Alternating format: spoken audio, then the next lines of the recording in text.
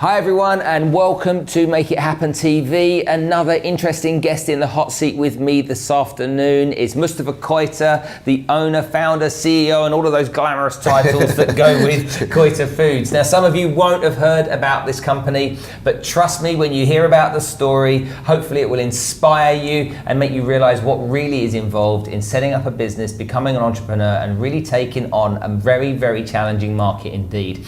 Welcome to the show. Thank you very much. Yeah, it's great to have you here. Yeah. You've got this lovely American accent. I've got the British accent. We're here in Dubai. Okay, so you're clearly from the States. I am from the States. Where in the States are you from? So grew up in Chicago. Yeah. I lived part of my life in New York City. And then after that, I actually moved to London. I learned how to speak proper English while I was over there. As you should. As I should, for about 4 years. Yeah. And then I moved to the UAE about 12 years ago.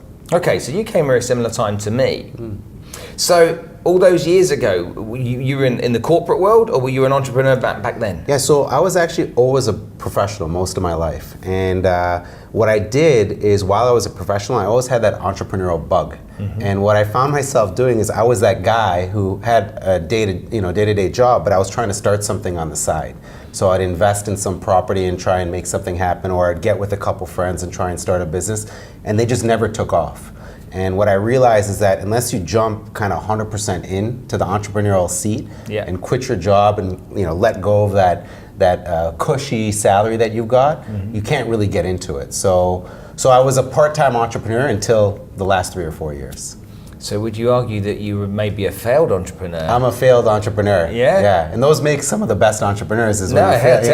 Tell me about it. Yeah. That realization, I think a lot of people don't have though, do they? They don't realize that playing at it's not going to get them anywhere. They kind of dip their toes into something and hopefully something's going to work, but invariably they get the same story as you, which is, unless I commit to something fully, I can't really be sure I'm going to get that result. Yeah. Okay, so then you decided, that's it, I'm going to go for it, and I'm going to start a business, and I'm going to come away from this corporate world, and you set up Koita Foods. Yeah. What is it? Tell everybody what it is. Well, Koita Foods has actually evolved. So if I answer the question on year one, it would be different than what it is now in year 4. Tell me more. So when we started the company, it was inspired for a couple reasons, right? One, I had that entrepreneurial bug. Two, I saw a lot of the local families here who had big businesses and the kids would inherit a business, and I thought that was so cool that there was a family business. And I actually wanted to create something that I could hand over to my kids. Okay. And I've got a girl, boy, girl, And the other thing is we saw the opportunity. We're a healthy eating family, and we saw that the organic milk space in the Middle East was kind of not supported well. There was only one brand, it wasn't really great, it was hard to find, whatever. And so what we did in how the company evolved is I left my job, I started this company, and we started listening to everybody in the market in regards to what was needed in organic milk and asking lots of questions. But we started as a trading company. So we were trading tea from like Africa to big Saudi retailers, and we started trading because we needed money, right? So and that was a good opportunity to create some money, but it was low margin. But we also wanted to learn a few things about the food business. How do you bring food into the country in containers? Yeah. And we learned some interesting things. So for example, we made some mistakes which we learned from. So for example, we had a container of tea going into the port of Saudi, and it was stuck at customs for 2 months because the health certificate was signed by a lady by the name of Laura Ham, and they thought there was ham in the container. So we learned, we learned that you need a good sense of humor, right, in the food business. But when we started trading, it helped us bring some revenue. So to answer that question, we were trading food the first year. Then after year 2, we're like, okay, we kind of know how to bring food in. Let's distribute it to the local retailers and start signing contracts. So on year 2, we started distributing a coconut water, and we started distributing snacks. Pretzels, basically, a big brand out of the US. And we learned how to sign contracts with retailers, how to shelve product, how to do point of sale stands and stuff like that. And then finally we evolved into a brand where we're like, hey, listen, we brought stuff in, we distributed it to retailers, but now we can create our own brand and market it. And that's when we turned into Koita Foods and had our own organic milk brand. The important thing is that on year 1, when we started training, is when we started listening to the market and doing all the focus groups. So that was always happening in parallel. And then when we were ready to launch the product, we had the distribution contracts in place because the coconut water was, in the retail shops and the snacks, and we kind of understood how to do that stuff, so it made it a lot easier. Okay, let me just understand this then. Did you know at the beginning of this journey that you were going to be in the milk business? Yeah. You knew, so you didn't know? We knew we wanted to be in the organic food business, but we didn't know about milk because as we started listening to consumers, we learned that the milk area was the area where there was the biggest potential, right? And in the organic food space, milk and meat tends to be the largest volume too. It's not as much fruit and veg or tea. You don't buy, if you buy organic tea, you'll buy a box once a month, but milk you're consuming at a higher rate. Yeah. So we also saw that opportunity. So you get to the end of year one, you've learned a lot. Yeah. Did it make you feel more confident going forward, or did it make you question then further, are you going into the right industry and developing the right industry? Yeah. It absolutely made us more confident because we were learning. And then as we were selling, we were validating what we could do. And it was really tough the first year. I'd say, because I was learning the business, right? I was coming from the defense business into the food business, which is slightly different, right? Mild. What do you mean slightly? Like that. Poles apart. That was my attempted British sarcasm, which failed miserably, But Americans should sarcasm. So basically, so we didn't.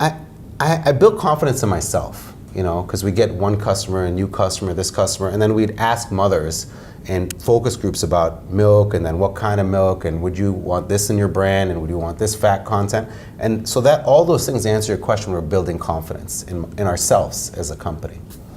Okay, so you get to the end of year one, you're giving yourself some more confidence, so you're positive about that. Yeah.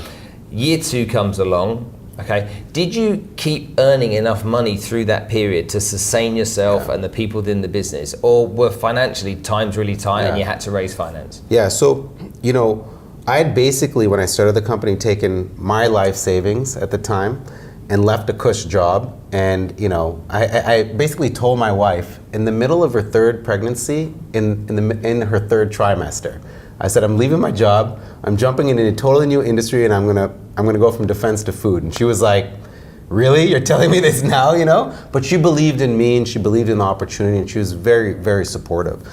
So to answer your question, yeah, cash was very tight because the milk business, or the space, is surrounded by huge players, billion-dollar companies, and here we are coming in, trying to take our piece and launch a niche, which I think was very, well required. But what we did is, from my mistakes in the past, we didn't go in and start spending money crazy. We really grew the business in a slow way. So what we did is, we made sure we always had 2 to 3 months cash flow if the door is shut, was rule number one. And we didn't hire a lot of people. We kind of made did with, so we started with me and 1 employee on year one. We're now 13 employees, and we have an office, and we've got, customers around the world and stuff. But we really only hired people or spent money after we made it. And making it isn't signing the contract, making it isn't getting the purchase order, making it is when the cash hits your bank, right? Absolutely. And so, again, in small steps, we made some mistakes in the beginning because we'd spend a little bit here, and then we're like, shit, the money's only coming in 90 days. Yeah. And so we learned from that and started only growing as cash flow came in. Okay. Now, the products that you've got, Yeah. how were they different? Yeah. Well, I'm a layman here. The word organic I hear bandied around everywhere. Yeah. My wife talks about organic this and organic that, and I'm like, do you know what? Yada yada yada. Because there's so much information on labels in food nowadays that I don't know who's really looking at it. You clearly do. Yeah. So how did you choose the products that you've chosen? How did you get to that point of saying, right, this milk, but milk, this type of milk this way, and everything else? So we chose the products by listening to what consumers told us. It's the lowest risk way. And they said to you what? Yeah, so they said, number one, they don't want hormones or antibiotics or toxic pesticides to be in the thing that their kids are consuming, right? Okay. And if the cows consume those things, it goes into the milk and it goes into your child. And the whole thing about organic is trying to get all this junk out of your system, right? So to answer your question, one, we knew we wanted to do organic because people were asking for it. And they kept asking, and they weren't just asking for it, they were passionate about it, right? We also learned that there's a big vitamin D deficiency. So we heard that from listening, that we want vitamin D because there's a huge, even though there's so much sun in Dubai or Saudi, people are indoors all the time, right? We heard that people wanted high fat content. They said there's semi-skimmed that's available, but there's no whole fat. And of the whole fat, I want the fattest that you can get because there's protein in there, right? It's good fat. We learned that they wanted a brand or a company that had a connection with the community, right?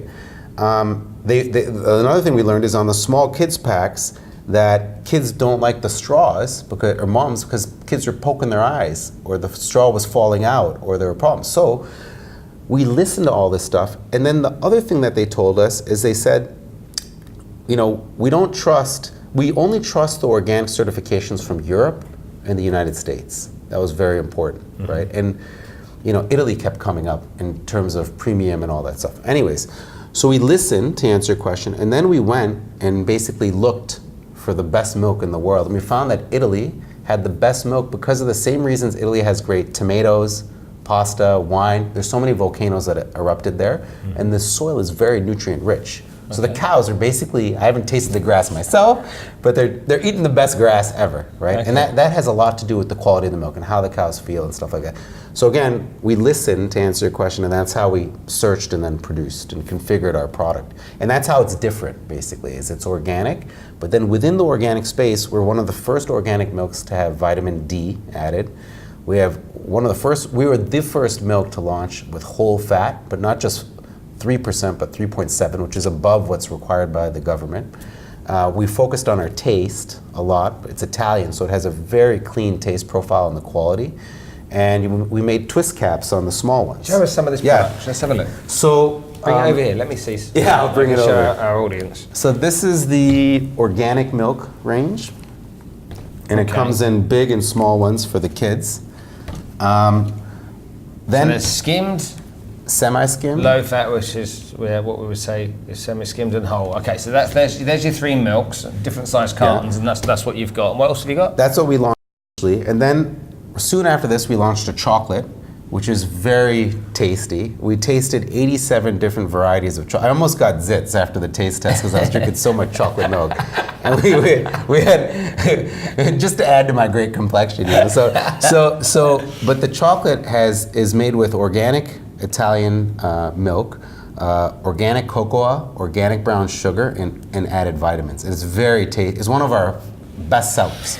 This is all long life stuff, yeah? Yeah. So I understand the difference. UHT, yeah? It's UHT. So we take organic milk, you just heat it up, cool it down, and you put it into an airtight aseptic Tetra Pak. There's nothing added. It's just the heat treatment process that retains its life. And mothers wanted that actually because the fresh stuff has to be air freighted in. It's at a 23 dirham price point. It's not good for the environment, and it was hard to store, and it would spoil very quickly. So a lot of the mothers said, we want UHT milk, but we don't want the UHT taste. So where is this made? This is all made in Italy. So packaging goes to everything. Them. You've got a packager that's obviously out somewhere in Europe. Yeah, in Torino, in the north of Italy. Okay, I know Torino. Yeah. So that's been packaged the way you want it, brought over here, been successful. Yeah. You then introduced more? Yeah, so then what we did is we had more focus groups, and people said, this space is actually bigger than the organic space. Lactose free. Yeah. Okay, so lactose free. So I wouldn't even know who. I wouldn't even dream thinking about asking for that kind of stuff. But I was sure some of you out there would. And then we've gotten into non-dairy. So this is our first non-GMO soy, and we've got actually in January an organic almond milk, and we're looking at an oat milk for the non-dairy, because every milk isn't good for everyone. Everyone has different diets. Sure. So what we're doing is we're just trying to give consumers options. The choice. Yeah. Okay, so these milks, these were your first ones. The small cartons came along. How long after you launched this? These two came out, and the small ones came out about 6 months later. Okay. Then the chocolate. Yeah. And then the skim, lactose, and soy all came out just about 6 to 7 months ago. And the lactose is actually one of our fastest moving or highest growth products right now. Okay, so you have really fast moving on this one. So keeping evolving as a business and making sure that you're listening to the consumer is obviously essential for you in the FMCG space. It's everything. Yeah. So How many of these do you sell? I mean, on a typical week, how many of these cans, these boxes, how much of it do you sell? So we're in about 7 countries now. Okay. We're in I think we're in every single GCC country, and we're in Jordan, the Philippines, and we do between 150 to 250,000 liters per month, depending on the month, because people order in cycles. 250,000 litres. Yeah. That's 1 litre. Yeah. So 250,000 of those boys. Yeah. Wow. Across the range. Yeah, of course, obviously. And it started at 20,000 liters every 2 months when we started. So what are your margins on products like this? So typically in food, you try and achieve between a 30 to 35% margin. But we've actually... To wholesaler? Yeah, to the wholesaler. And then they mark it up. So the way it usually works is the distributor in this part of the region will take around 30%, and the retailer will take between 30 and 40%. So whatever your landed is, you have to add almost 70% gross margin to it, which is unfortunate, but it's the reality of doing business. The distributor's got to pay, the retailer's got rents, which are on the rise, and all that kind of stuff. We actually have a slightly lower margin because, one, we want to try and get to the consumer at a lower price point, and we're also growing. Right? So when you're growing the market, you can't come in and say, I want a 40% or 50% margin, because you're building your brand, right? So you have to be a little bit more competitive. Now that the brand is out there, we could actually increase our margins, but we're not, because we want to keep the price points as low as possible to the consumers. Okay, but that's a dilemma in business, isn't it? It's like staying focused to make sure consumer buys on price, but obviously you're in business, so you've got to make a profit. Yeah. How long had you been in business before you became profitable? So we broke even last year, and this year we're on target to make a small profit.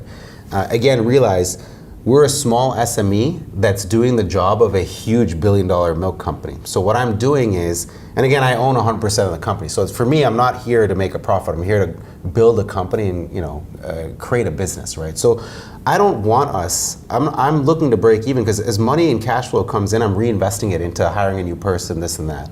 There's no dividend that I need to pay out, and luckily, I've got food. I've got enough savings to cover the family for a while. So, and the way we win is through volume now. So instead of me trying to make a higher margin, I'm trying to increase my volumes and get a higher net margin into the company. Sure, understood. Because now we're scaling, right? So the infrastructure and the employees that I've got, I've kind of hit a point where I can double my volume and I don't have to double my operating cost, essentially. Okay, so when you speak to other entrepreneurs, as you probably have over the last few years, how many do you bump into that are in the food industry? I have a lot that are in retail. Yeah.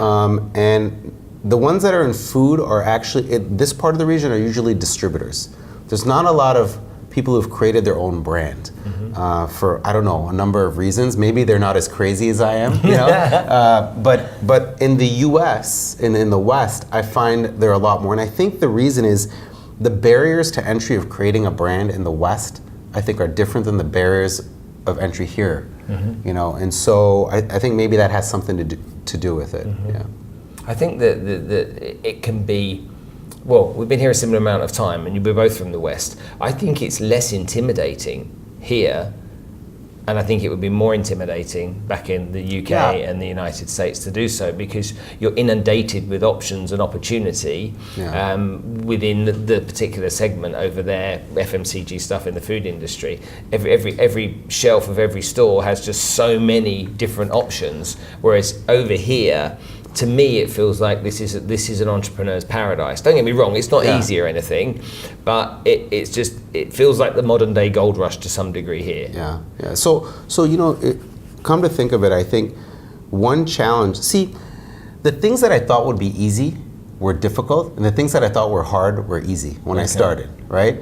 And so, bringing products in and working with Dubai municipality and getting your things approved, I thought would be hard. But we just walked into Dubai municipality and talked to the head of DM. She had an open door policy, and she was unbelievable, But then, things like, getting into retailers and collecting payments, which I thought would be easy, were actually very difficult. I think one of the challenges here is you don't have the scale, right? You have a population of 5 million, although you've got affluent and they can pay, and you've got Saudi another 25 million. In the UK or the US, if you set something up and it works in one state, you have 300 million people that could buy, fried pickles. So a niche product can be a $50 million business. Here, you have to go after a volume business to sustain because you only got 5 million, or really a couple million, right? Yeah. So I think maybe the volume in food business where you need scale is tough. So again, a lot of consumers were telling us that there's not a lot of homegrown brands. You only see the big stuff, the mainstream stuff. It's very hard for even a niche distributor to make a lot of money, right? So I just thought of that. So it's really important that you say that though, because again, opportunity is here, but yes, very small market. Yeah. Everyone seems to head to Saudi Arabia after they've kind of learned their mistakes over here and ironed out their problems. Is that something you did? Yeah. So we're again in all the GCC countries, and Saudi has launched our milk really in a big way in the last 6 months. And we've been in the UAE for about 2.5 years. And today, Saudi is more than the UAE in terms of volume. The rule of thumb in the food business is usually whatever you do in the UAE, you get 4 to 5x multiple in Saudi for anything. And we've found that our Saudi customer is so passionate about just the space and luckily our product in general. But there's a real need for healthy eating there. And they're just now getting into the organic space. So yes, we are in Saudi. I love the market. I fly to Jeddah, Dammam, Riyadh probably once a month. And I was just with some folks from Saudi yesterday, and it's a great market. It's a great market. Yeah. Even with all the macro changes that are happening. And where do you then, after the GCC, where do you then look to expand the business? Where do you go from here? So, to our pleasant surprise, we're in the Philippines right now, and I never thought that would happen. But they met us at Gulf Food. They liked the product, and they imported it there. So the South Asian continent has been sending us pictures of mothers taking our milk on the plane and saying, "Hey, I wish it was here." And what we've done is, as a small business, I don't have a huge sales staff, right? I still take my own sales calls sometimes, and I've got a couple other guys that do it too with me. So we're proactive in the GCC right now, and we're reactive to all other markets. So they got to come to us. They have to say, "I want the order." They have to pay in advance. They have to, whereas in the GCC, we're being proactive because it's kind of our home territory. Sure. But as we are building velocity and getting more cash into the company, we're now looking to turn that reactive into proactive. So to answer your question, I see South Asia as a really good opportunity. I see some countries in Africa. And we're kind of an emerging markets play. So we're taking a premium product into these emerging markets, and we're scaling into that market. And why not India? So India, I was just in Bombay meeting the retailers. Funnily, you ask, about 2 months ago. And India, I like the market, but I have to redo all the packaging because they have different restrictions. Like we have to put a green dot for it to be vegetarian.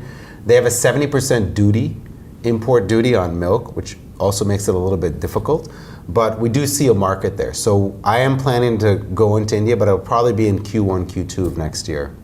Yeah. So really, you're not limited by anywhere geographically.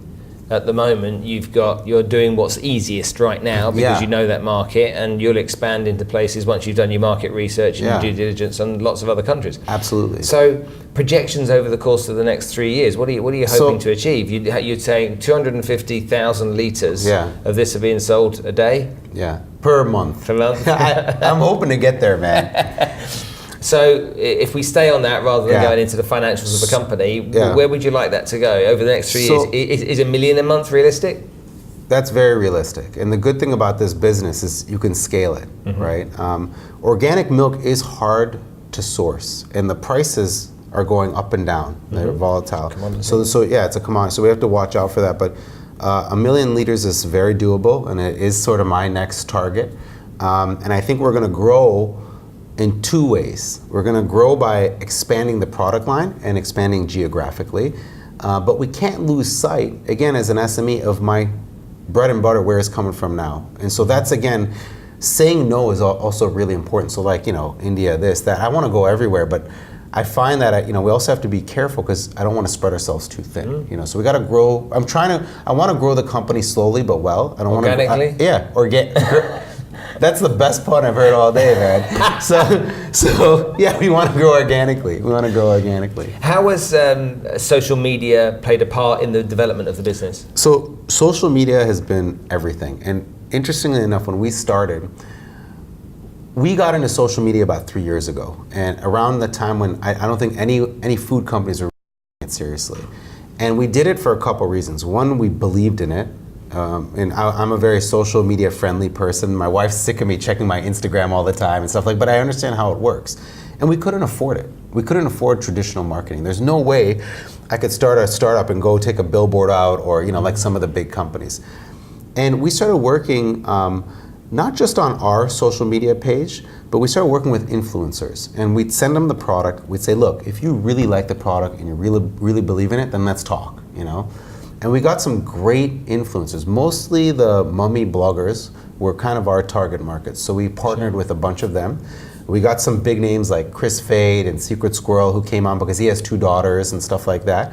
And that model has helped us do a couple things. One, it got the word out very quickly, okay? 2, it also allowed us to interact with our consumer base. So we did a lot of guerrilla marketing in the beginning. So what we did is we did coffee mornings with mums.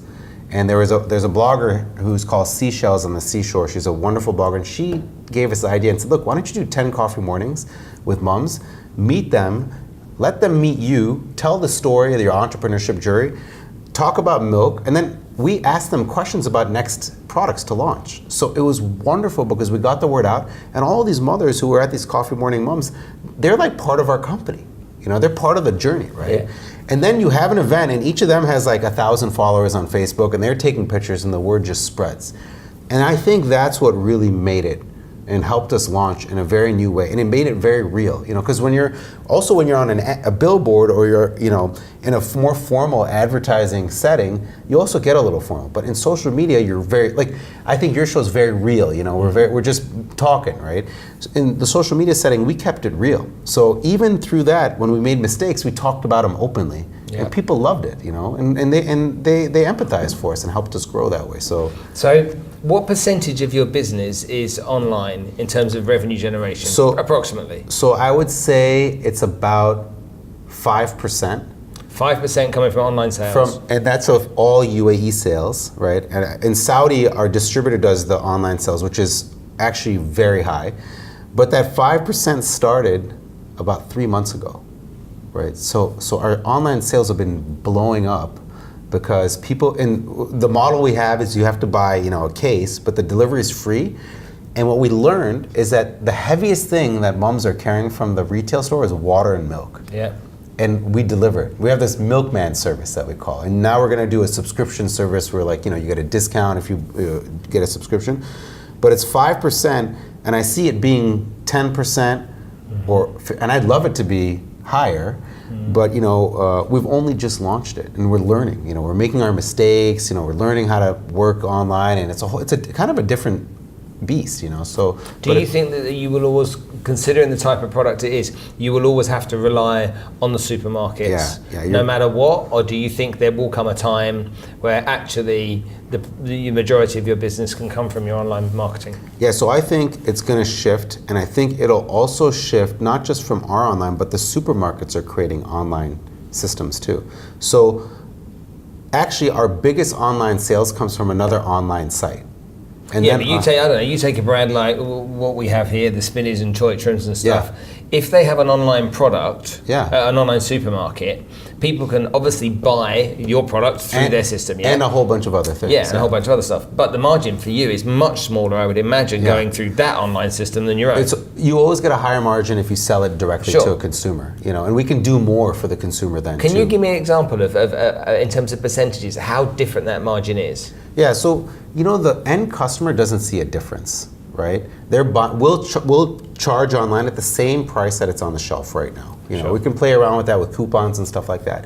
The retailers usually take between 30 to 40%, right? So that extra margin, we can retain, but we do free delivery. So how much is it? Let's keep it simple. This is $13.50 on the shelf. 13 dirhams 50 fils. Yeah.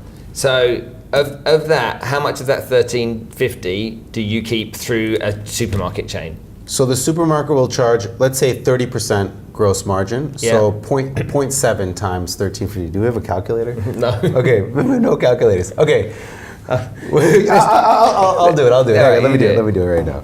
Okay, so we've got... Didn't think we need a calculator on the show. Yeah, we need a calculator. Okay. I just want to give you guys a really good understanding, if you're thinking about business and you're thinking about growing a business or starting a business, that this is something that we wouldn't typically think of or naturally get into. But there is an opportunity in these types of areas, and Mustafa has done exactly that. So I just think it's important to really make sure we drill down and understand these numbers as best we can. Sure. So $13.50 for this bottle. $13.50. So a retailer will typically buy it around 9.5 dirhams, right? Okay. So about 3.5, and again, in defense of the retailers, they're paying leases. They got, they've got their things. Sometimes consumers don't get that, but they need to. And then, so what we can do is when we sell direct, we can retain that, but the challenge then is we have to deliver it. So the delivery cost for a box, hold on. Do you have to deliver this to the supermarkets though? We do, but it's such a much bigger number. They're buying 3,000 liters and it's delivered in one truck versus a motorbike or a small van that's going specifically to a B2C customer. So the good thing is we do get a little bit more margin from online, but I think what's going to happen is I think the retailers are shifting online. So like all the big guys have got, if they don't have it now, they've got an online plan, that's coming up. Okay, so through the retail store, out of 13, you're keeping 4. I'm keeping out of 1350. I'm keeping around 950 basically. Oh, you're keeping 950. Yeah. So I sell it to them, and they have 30 to 40% margin. Yeah. So you keep that, and if you sell it straight from the web, then quite simply you're going to have a bigger margin, but you've got more costs incurred. So exactly. Does it end up being massively different, or does it end up? It's a little bit more for us. A little bit more. Not a huge amount. You don't get because of the delivery cost. So if you built your business and you didn't sell anything online and you sold everything through the big box stores, that isn't such a big deal. Yeah, it isn't. There's a bit more if you do it yourself, but not a whole lot more. Yeah. Okay, I understand. Yeah.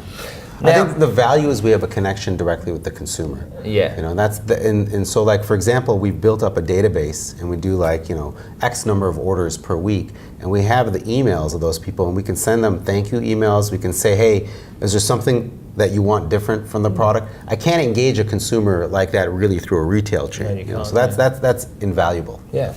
And you can get involved in competitions, all kinds of stuff that you can just keep them reminding of that this is the brand that they need to be buying. Yeah. So even though the profit might be there, it's hard to quantify, but the consumer engagement is invaluable. It's great.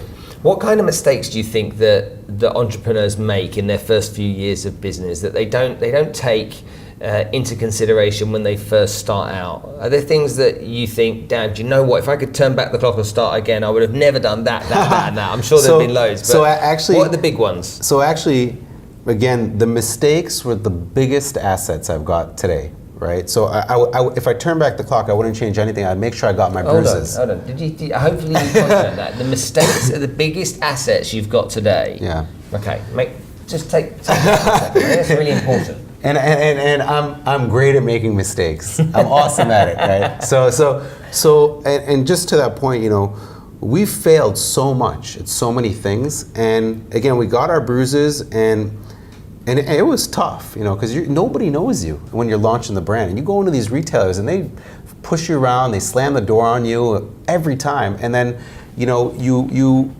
it's not like.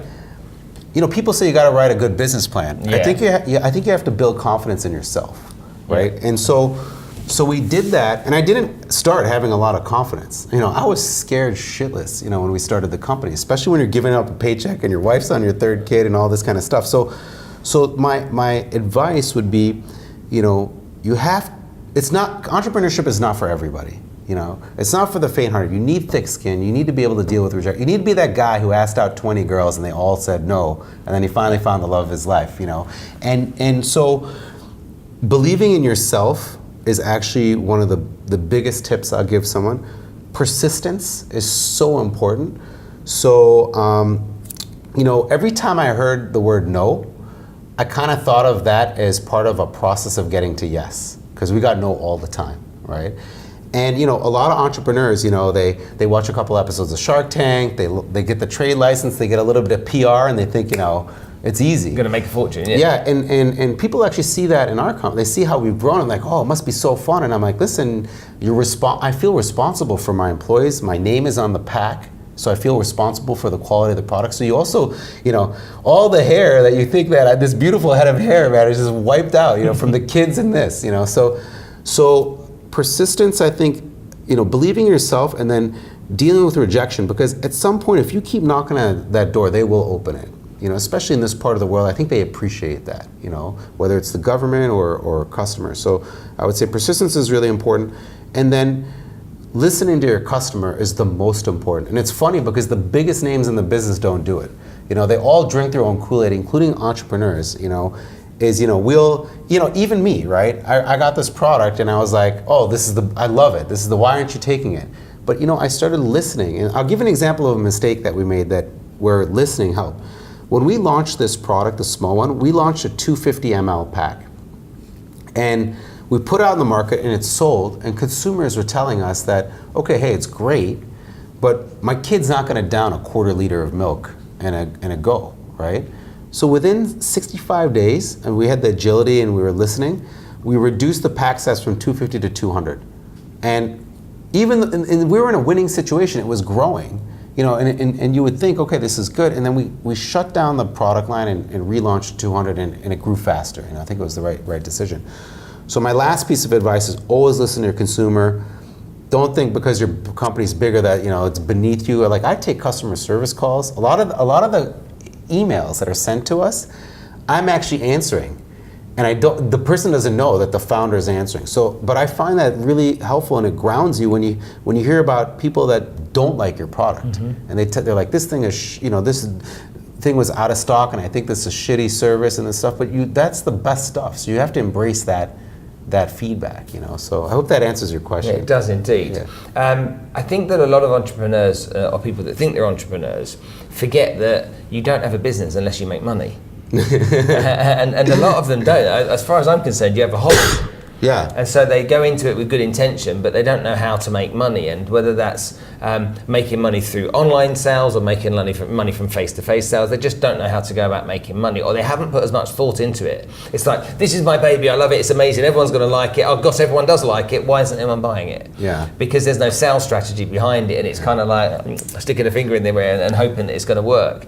Do you think that there's a massive amount of importance that should be put on thinking about the strategy for selling and the strategy for going to market? Yeah. So I think two things. I went to a business school 2-day MBA thing. It was amazing. And one of the sayings was, and maybe you've heard this, is revenue is vanity, profit is sanity, and cash flow is reality, right? So I think you have to watch your cash flow. That's the most important thing in being an entrepreneur, right? I think it's rule number one. If your cash flow, and I think a lot of entrepreneurs lose sight of that because they're going after the revenue and they're not going after the cash flow, right? And I think that's hands down the most important lesson that we've learned as we've been evolving as a company. So I think that I would say that's one of the problems though when you think about it, because invariably they go for revenue, but they don't focus on cash flow. Yeah. They don't realize that they're spending more money than they should be spending, or they don't think about how they spend money as wisely as they should. They're really important lessons, like key lessons, and some of those experiences are the reason that nearly every startup fails. Yeah. Because people don't take into consideration what you really should and shouldn't be spending money on. Exactly. Okay, and make sure you started small, you've kept it small, it's started to grow now, but now you're in a position to do so. A lot of people start off and they're like, right, we're going to get going. As soon as some money starts coming through the door, it's like, we need this, we need that, we need this. Let's blow it on. I think the other thing that's important when you asked about strategy is that as a startup, you can't over-strategize. I've met a lot of entrepreneurs who are still building a business plan and they haven't launched their business, right? And they're doing research in this, and they think they want to de-risk the whole thing. And I think one of the things that London Business School course that they had a case study on is they said, it's hard to quantify hustle. All right, you got to hustle. You got to suck it and work your ass off and keep knocking. And that part of that is, so you have to realize that see, I researched everything. My biggest validation was my consumer points, right? But I didn't have the luxury of hiring, BCG or McKinsey to do $1 million report. I had to also go a little bit on gut feel, put the blinders on, and jump in the pool. You know what I mean? And then as we jumped in the pool, we learned to swim.